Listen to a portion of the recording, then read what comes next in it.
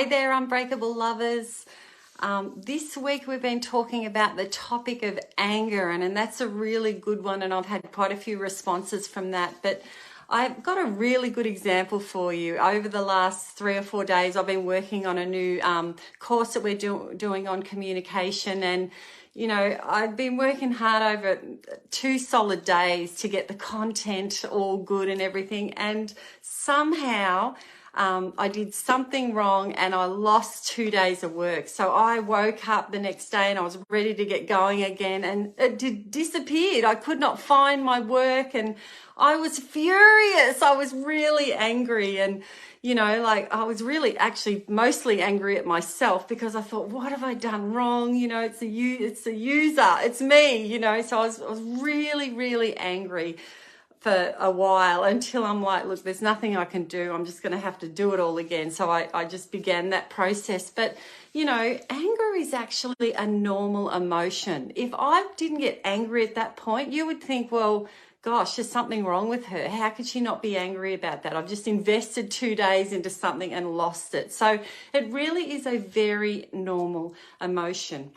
But it's what we do with that emotion that really matters. I mean, in that situation, Rick's away at the moment, so I can't do any of these things. I could have rung him and done a few things, but if he was here, I could have taken it out on him and raged at Rick over that, you know. I could have internalized that anger and kind of just been passive aggressive and had used spiteful comments when he asked me to do things without expressing what was really going on. I could have avoided him and withholded love and affection from him. You know, sadly, many people get physical. You know, they physically abuse their partners. And I just want to say that is never, ever, ever okay. If that's happening in your relationship, you need to get help pronto.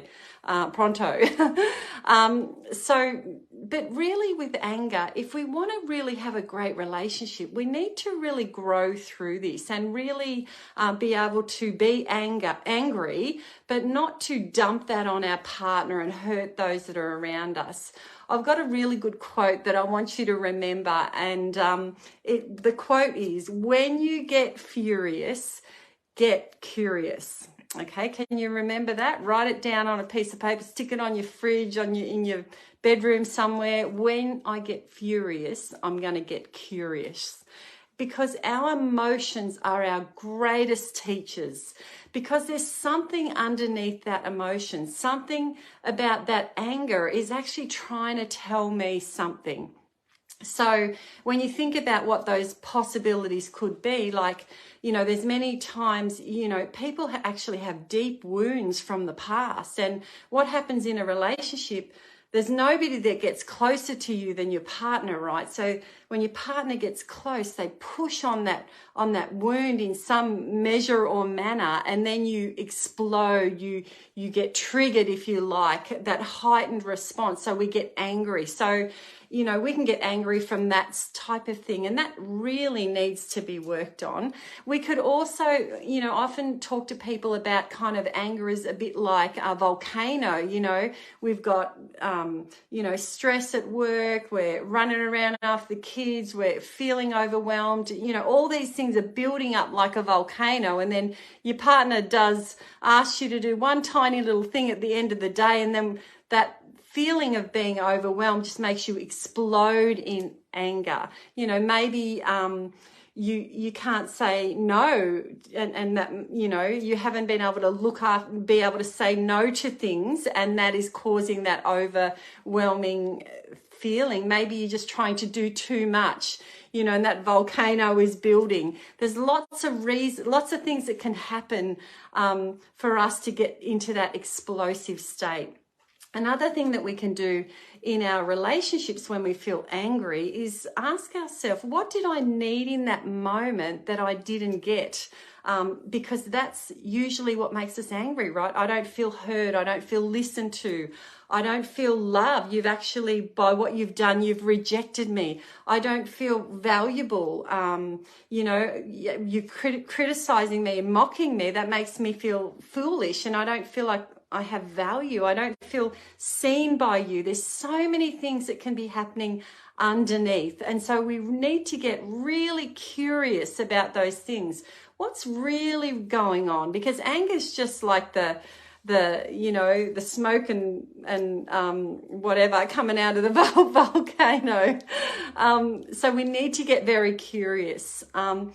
Managing anger in our relationship is so important because we can really, really hurt each other, and we need to really take responsibility for that.